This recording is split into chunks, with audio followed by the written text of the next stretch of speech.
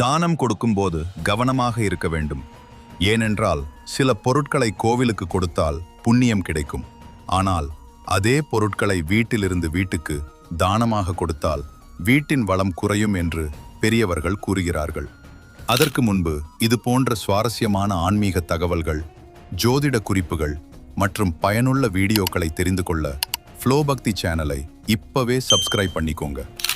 உப்பு, எள், புளி, வரமிளகாய், நல்லெண்ணெய், விளக்கு போடும் திரி, ஊறுகாய் போன்றவற்றை வீட்டிலிருந்து வீட்டுக்கு தானமாக கொடுக்கக்கூடாது. அதேபோல் கிழிந்த துணி, உடைந்த பொருட்கள், துடைப்பம், வீட்டில் பயன்படுத்திய விளக்கு போன்றவற்றையும் மற்றவர்களின் வீட்டிற்கு தானமாக கொடுக்கக்கூடாது. ஏனென்றால் இந்த பொருட்களை வீட்டிலிருந்து வீட்டுக்கு கொடுத்தால் வீட்டின் அதிர்ஷ்டம், லக்ஷ்மி கடாட்சம், பணவரவு ஆகியவை குறையும் என்று நம்பப்படுகிறது.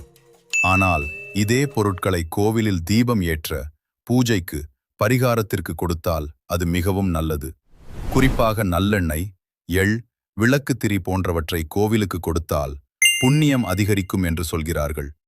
அதனால் தானம் செய்வதற்கு முன் இது கோவிலுக்கா இல்லையா வீட்டிலிருந்து வீட்டுக்கா என்று யோசித்துக் கொடுங்கள்.